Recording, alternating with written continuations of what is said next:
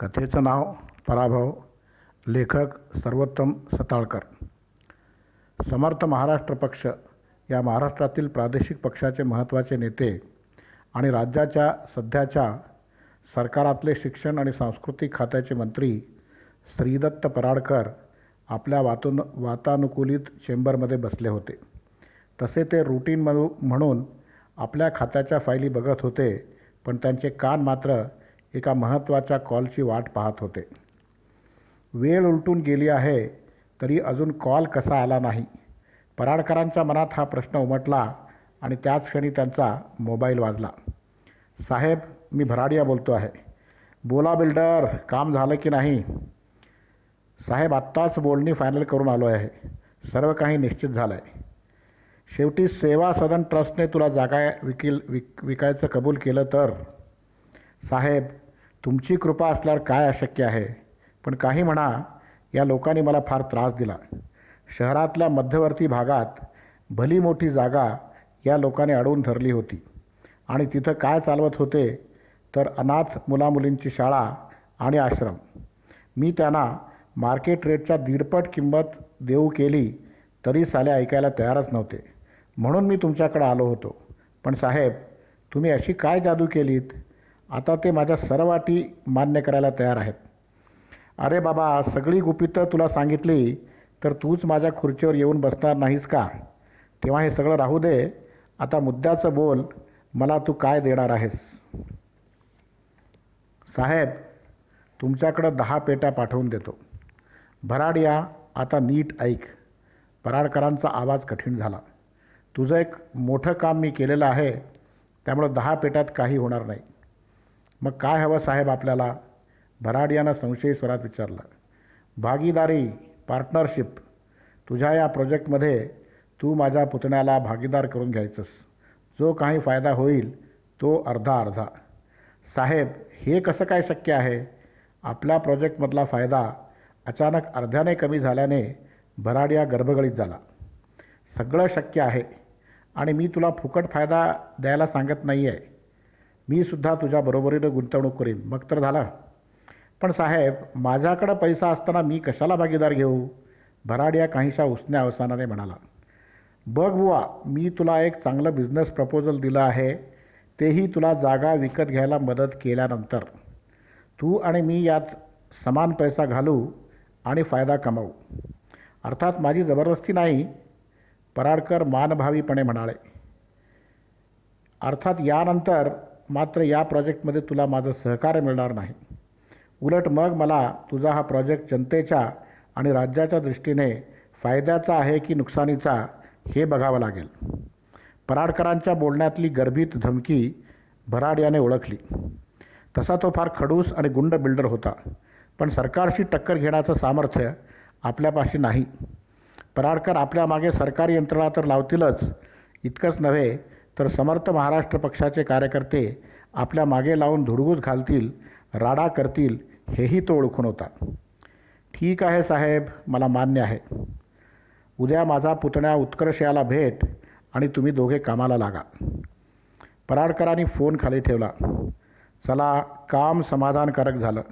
या प्रोजेक्टमध्ये 3-4 वर्षात कमीत कमी 5 कोटीची तरी कमाई होईल यात शंका नव्हती. आणखी एक यशाचा ध्वज त्यांनी फडकवला होता. जीवनात यशस्वी होण्यासाठी असणाऱ्या या लढाईत त्यांनी अजून एक विजय कमावला होता. श्रीदत्त पराडकर हे आजच्या आधुनिक पिढीचे राजकारणी होते. राजकारण हे समाजकारण तर नाहीच, पण ते राजकारणही नाही. राजकारण हे फक्त सत्ताकारण आहे हे त्यांनी फार लवकर ओळखलं होतं. सत्ता कशासाठी? तर भरपूर पैसा गोळा करण्यासाठी. आणि पैसा कशासाठी? तर आपली सत्ता टिकवण्यासाठी, असं त्यांचं साधं गणित होतं. हे सगळं करण्यासाठी त्यांनी कशाचाही विधिनिषेध बाळगणार नव्हता. पैसा, सत्ता, जोर जबरदस्ती, लाचलुचपत, ओळख पाळख सर्व हत्यारे वापरत ते आपलं सत्ताकारण जोरात करत होते आणि आतापर्यंत तरी ते यशस्वीच होत गेले होते. पुन्हा मोबाईल वाजल्याने त्यांनी मोबाईल उचलला. त्यांच्या पक्षाचा एक कार्यकर्ता दीपक राजे बोलत होता. साहेब, धनाजी जाधवने तुम्हाला फोन करून कामाची आठवण करून द्यायला सांगितलं आहे. अरे हो हो हो, मला आठवण आहे. फक्त त्याला भक्कम पैसे तयार ठेवायला सांग. साला पोलीस खात्याला कितीही दिलं तरी कमीच. साहेब, पैशाची काळजी करू नका. फक्त त्याला सोडवा. लॉकअपमध्ये पोलिसांचा मार खाऊन आणि मानसिक ताणाने धनाजी अर्धा झाला आहे. अरे बाबा, त्यानं या म्हाताऱ्याला गोळी घालण्याआधी हा विचार करायला हवा ना. साहेब, चूक झाली आहे त्याची, पण काहीही झालं तरी तो आपल्या पक्षाचा महत्त्वाचा कार्यकर्ता आहे. हो हो बाबा, मान्य आहे मला. मी त्याला सोडवतो. तू काही काळजी करू नकोस. सरकारी कारमधून राज्याच्या सर्वोच्च पोलीस अधिकाऱ्याला भेटायला जाताना त्यांनी धनाजीच्या केसबाबत महाबळ साहेबाशी काय बोलायचं याची उजळणी केली. केस अवघड होती. झालं असं होतं की धनाजीनं जोर जबरदस्तीनं एका पेन्शनर म्हाताऱ्याच्या घरावर कब्जा केला होता. म्हाताऱ्यानं कोर्टात केस केली. निकाल लागला होता. कोर्टानं धनाजीला 15 दिवसात घर खाली करण्याचा हुकूम दिला होता. गरम डोक्याच्या धनाजीनं परत म्हाताऱ्याला धमकावण्याचा प्रयत्न केला होता, पण आता म्हातारा ऐकायला तयार नव्हता. रागाच्या तिरीमेरीत धनाजीनं म्हाताऱ्याला गोळी घालून खलास केलं होतं. तसं यात विशेष काही नव्हतं, पण धनंजय पटनायक नावाच्या SP-नं तत्काळ धनाजीला अटक केली होती. हा पटनायक खूपच प्रामाणिक आणि कर्तव्यदक्ष होता. त्यानं धनाजीच्या विरुद्ध सर्व पुरावा गोळा करून मजबूत केस तयार केली होती. शिवाय त्याची जरब आणि दराराही फार होता. त्यामुळं पराडकरांच्या कार्यकर्त्यांना फारसं काही करता आलं नव्हतं. तेव्हा आता त्यांनी पराडकरांकडे धाव घेतली होती. आता पटनायकची बदली करून त्या जागी आपला माणूस आणणं जरुरी होतं, म्हणजेच ही केस वीक करता आली असती. त्यानंतरच्या काही तासानंतर ते पोलीस महानिरीक्षक महाबळ यांच्यासमोर बसले होते. हे बघा साहेब, तुमच्या म्हणण्यानुसार मी पटनायकला या केस करून केव्हाही हटवू शकतो. पण 2 गोष्टी आहेत. एकतर पटनायक फार हट्टी आहे. तो सहजासहजी माझी ऑर्डर मानणार नाही. माझ्याशी भांडणतंटा करेल, डिपार्टमेंटमध्ये गोंधळ घालेल, मला ऑकवर्ड सिच्युएशनमध्ये टाकेल. दुसरं म्हणजे तो होम मिनिस्टरचा लाडका आहे.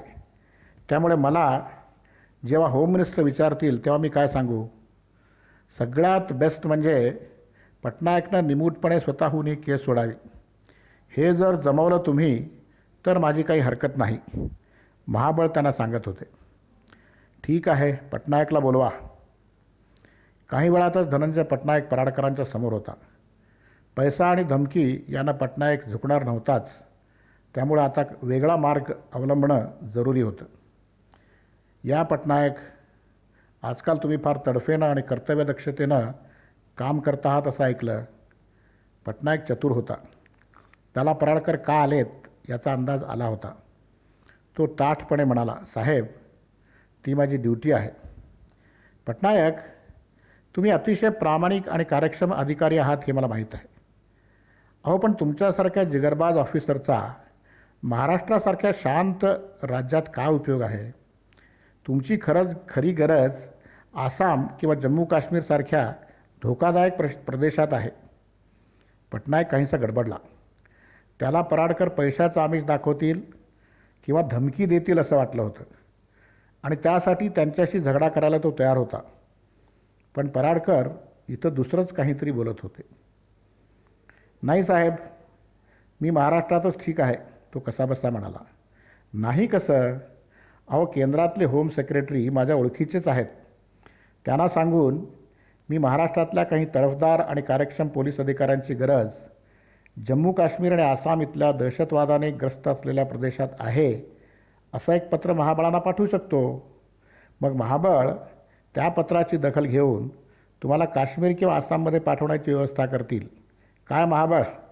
हो हो साहेब, केंद्रातूनच तसा आदेश आल्यावर मी तरी काय करणार? महाबळ मानभावीपणे म्हणाले. साहेब, मी इथं माझं काम चोख करतो त्याची शिक्षा आहे काय? पटनायक धुसफुसत म्हणाला. बिलकुल नाही. अहो, ही शिक्षा नाही तर बक्षीस आहे. तिथं तुम्हाला जास्त पगार मिळेल, केंद्रीय दलात गेल्यावर जास्त सवलती मिळतील, तुमचं नावही होईल. इथं कुठल्या फालतू गुंडाशी लढत बसता, आता सरळ सरळ दहशतवाद्यांशीच लढा. आता मात्र पटनायक गडबडीत झाला. पराडकर ही एक अत्यंत धूर्त आणि कावेबाज व्यक्ती आहे हे त्याला कळून चुकलं. तो गप्प राहिला. हे बघा, तुम्ही जे काही केलं त्याबद्दल माझा तुमच्यावर राग नाही. उलट तुम्ही तुमचं काम चोख केलं, गुन्हेगाराला पकडून केस पक्की तयार केली, याचं मला कौतुकच आहे. म्हणूनच म्हणतो, तुमच्या या शानदार कामगिरीनंतर तुम्हाला जास्त जबाबदारीचं आणि चॅलेंजिंग काम देणं हे आमचं कर्तव्य नाही का? ठीक आहे साहेब, मी विचार करून सांगतो, पटनायक मऊपणे म्हणाला. अर्ध्या तासातच पटनायक ती केस सोडायला तयार झाला आहे असं महाबळाने फोनवर पराडकरांना कळवलं. त्या दिवसातला पराडकरांचा तो दुसरा विजय होता. आता पराडकर थकले होते. त्यांनी त्यांच्या सेक्रेटरीला विचारलं, काय रे, आजची कामं संपली का? साहेब, तशी महत्त्वाची कामं संपली आहेत, पण एक लहानसं काम आहे संध्याकाळी 6 वाजता. अरे वा, हे कुठलं काम बुवा? साहेब, विसरलात, आज प्रसिद्ध शास्त्रीय गायिका मोगूबाई विजापूरकर यांना जीवनगौरव पुरस्कार द्यायचा आहे. अरे हो हो हो, विसरलोच होतो. ठीक आहे, जाऊया. कारमधून घरी जाताना त्यांना आजचा दिवस आठवला आणि ते स्वतःवर खुश झाले. भराडियासारख्या लफंग्या बिल्डरला बरोबर कचाटात पकडून त्याच्या बिझनेसमध्ये घुसण्यात ते यशस्वी झाले होते. आता खूप पैसे कमवायचा एक मार्ग त्यांच्यासाठी मोकळा झाला होता. दुसरीकडं धनाजी सावंतला वाचवून त्यांनी त्याला कायमचं अंकित करून घेतलं होतं. आता धनाजीची पोरे त्यांच्या निवडणुकीत जीव तोडून काम करतील याची त्यांना खात्री होती. शेवटी जगात सत्ता आणि संपत्ती हेच सर्वस्व आहे. जीवनात यशस्वी व्हायचं असेल तर या दोन्हीशिवाय पर्याय नाही याची त्यांना पुन्हा एकदा खात्री पटली. त्या दिवशी संध्याकाळी ते आपल्या गाडीत बसले तेव्हा त्यांच्याबरोबर त्यांचा सेक्रेटरी मोहन आणि मराठी साहित्य आणि संस्कृती मंडळाचे अध्यक्ष राज कुलकर्णी हेही होते. मोगूबाईंना पुरस्कार द्यायचा असल्याने कुलकर्णी उत्साहात होते. बरं मोहन, मला सांग, हा पुरस्कार द्यायचा कार्यक्रम आधी एकदा झाला आहे ना, मग आता आपण परत कशासाठी जातो आहोत? साहेब, मोगूबाईंना हा पुरस्कार जाहीर झाला हे खरं आहे, पण मोगूबाई आता 70 वर्षाच्या आहेत. त्या कुठेही बाहेर पडत नाहीत. शिवाय त्या सन्मान वगैरेही फारशा स्वीकारत नाहीत. मोठ्या मुश्किलीनं कुलकर्णी साहेबांनी त्यांना सन्मान घेण्यासाठी तयार केला आहे. पराडकरांच्या आजवरच्या आयुष्यात साहित्य, संगीत आणि कला याचा फारसा संबंध कधी आला नव्हता. त्यामुळे शास्त्रीय गायक, लेखक, कलाकार, नाटककार अशी मंडळी त्यांना फारशी माहीत नव्हती. तसंच मोगूबाई विजापूरकर या त्यांच्यासाठी अज्ञात असणाऱ्या व्यक्तीला हा पुरस्कार कशासाठी हेही त्यांना जाणून घ्यायचं होतं. कुलकर्णी, माझ्या अज्ञानाबद्दल माफ करा, पण जरा मोगूबाईबद्दल मला सांगता का? साहेब, मोगूबाई विजापूरकर हे महाराष्ट्राला लाभलेलं एक अत्यंत मौल्यवान रत्न आहे. त्या खरोखरच महाराष्ट्राचं भूषण आहेत. त्यांनी वयाच्या 8व्या वर्षीच गायनाला सुरुवात केली आणि तिथून त्यांना जी प्रसिद्धी मिळायला सुरुवात झाली ती आजपर्यंत चालू आहे. रसिक म्हणतात की त्यांच्या गळ्यात सरस्वती आहे. ऐन भराच्या काळात त्यांचे चाहते जिथं त्यांची मैफिल असेल तिथं भटकायचे.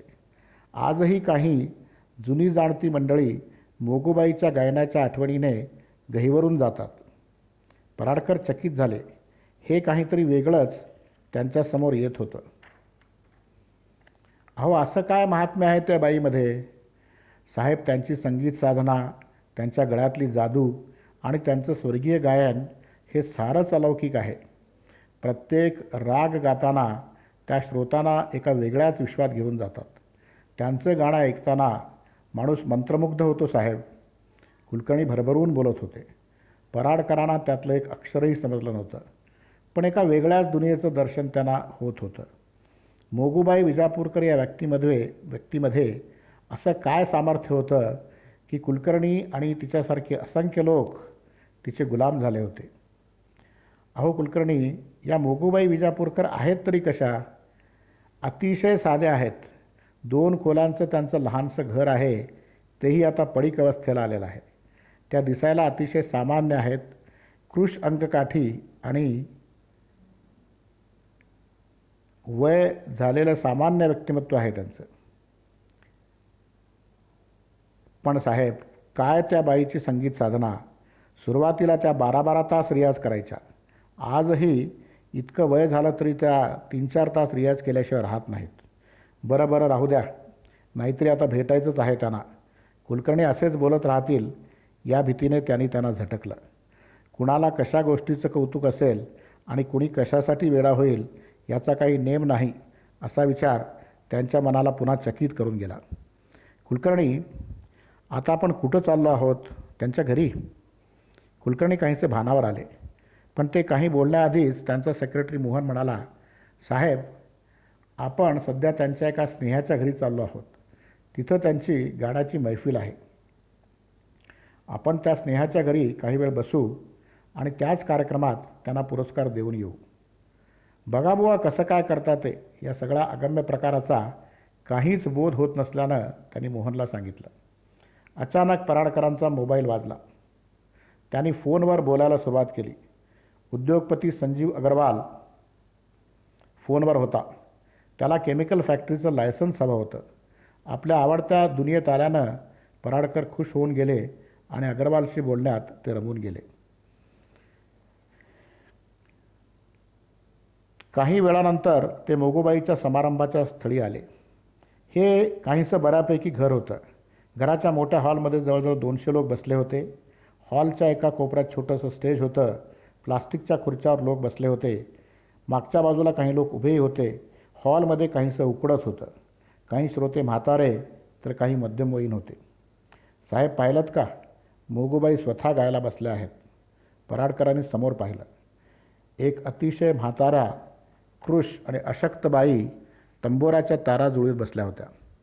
त्यांच्या बाजूला एक तबलजी आणि दुसऱ्या बाजूला हार्मोनियमवर एक माणूस होता आणि मागे एक मोठा तंबोरा घेऊन एक तरुणी बसली होती.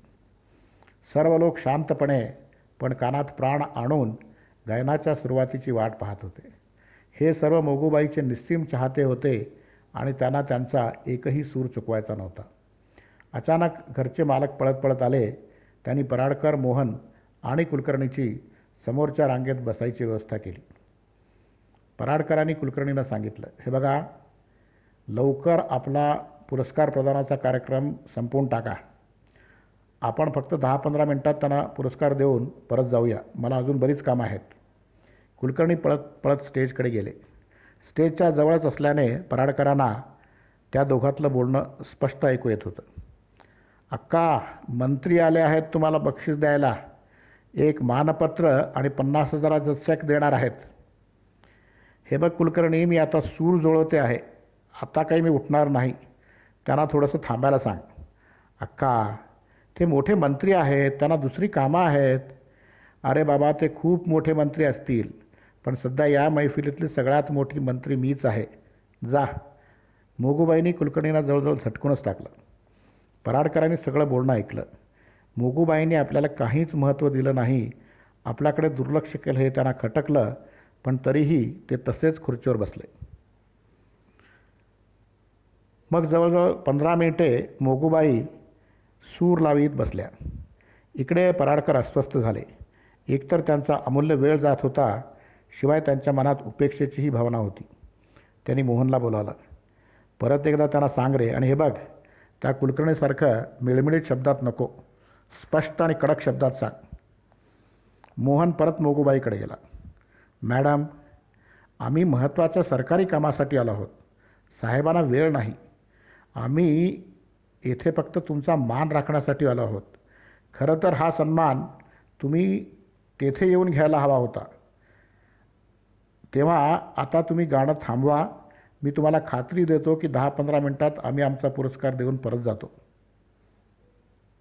वाह, पराडकरांना बरं वाटलं. मोहननं हे सगळं स्पष्ट शब्दात सांगितलं होतं. मोगूबाईंनी वर पाहिलं. पराडकरांना त्यांच्या शब्दात, त्यांच्या डोळ्यात रागाची छटा दिसली. मी मागितला होता हा पुरस्कार? त्यांचा आवाज चढला. मागितला होता मी? उगीचच नसती भुणभुण लावली आहे. हे बघ, मी आता गायला बसणार आहे. माझ्यासाठी माझं गाणं आणि समोर बसलेले रसिक हे जास्त महत्त्वाचे आहेत. तुम्हाला मला पुरस्कार द्यायचा असेल तर थांबा, नाहीतर तो पुरस्कार घेऊन परत जा. मला त्याची बिलकुल पर्वा नाही. मोगूबाईचे रागात आणि खणखणीत स्वरातले शब्द पराडकरांनी आणि इतर लोकांनीही ऐकले. सभागृहात एक अस्वस्थ शांतता पसरली. मोहन निरुत्तर झाला. आता मात्र पराडकरांना राग आला.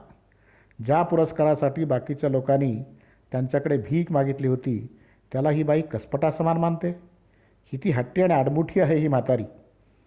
मोहन निमूटपणे परत येऊन बसला. आता मात्र पराडकरांना आपण अपमानित झालो आहोत अशी भावना झाली. काही वेळानंतर मोगूबाईने सूर लावला. अर्थात आता पराडकरांचं लक्ष उडालं होतं. ते अस्वस्थ झाले होते. आता किती वेळ ही म्हातारी गाणार आणि किती वेळ आपल्याला असंच बसावं लागणार हे त्यांना कळेना. मोगूबाई मनापासून गात होत्या.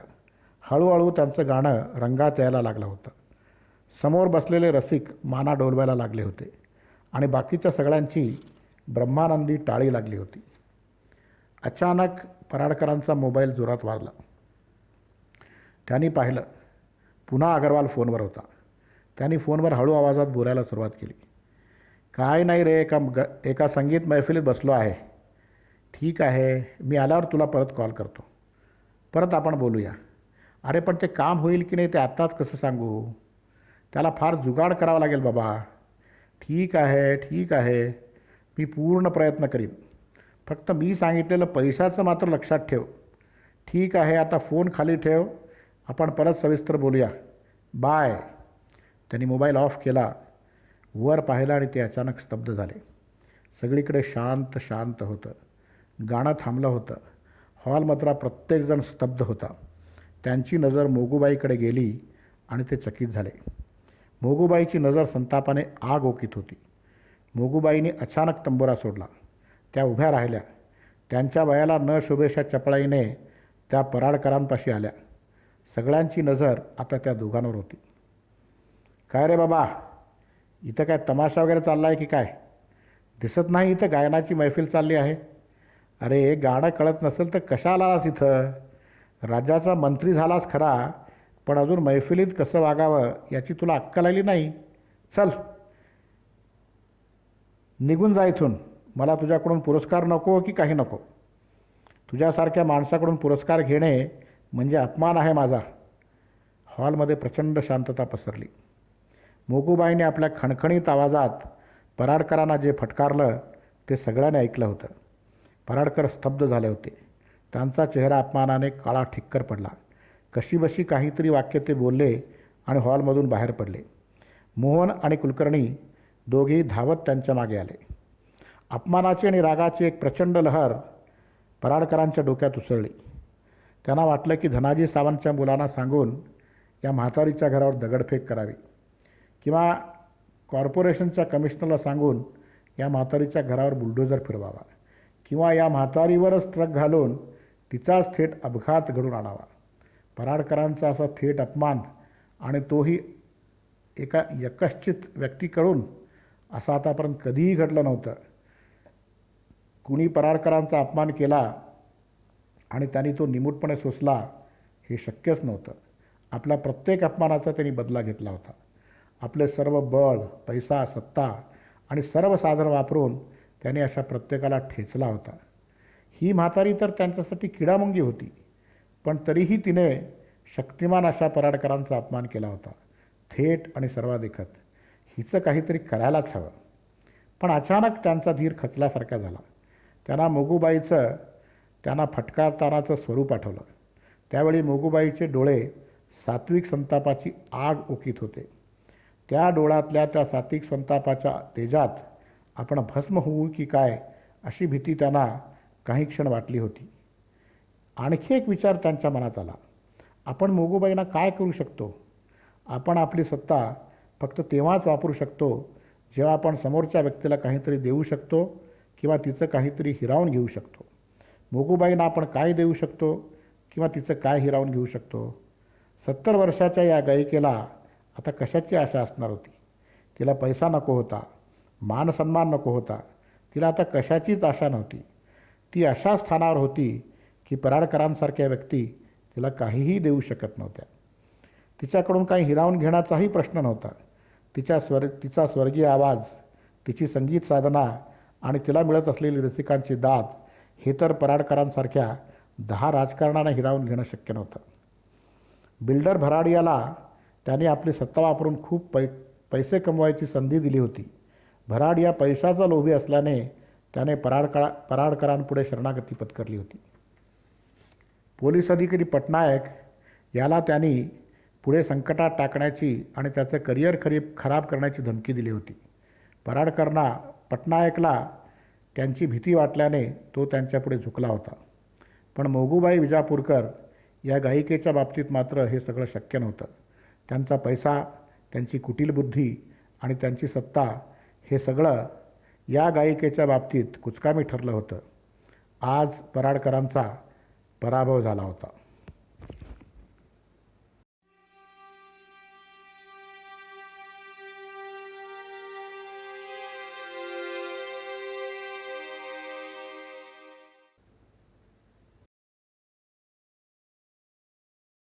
मित्रहो, आत्ताच आपण पराभव ही कथा ऐकलीत. या कथेला 2009 साली साप्ताहिक सकाळ कथा स्पर्धेत सर्वोत्कृष्ट कथेचे पारितोषिक मिळाले होते. आपल्याला ही कथा कशी वाटली हे कॉमेंटमध्ये अवश्य लिहा. तसेच या चॅनलला लाईक करा, शेअर करा आणि सबस्क्राईब करा. धन्यवाद.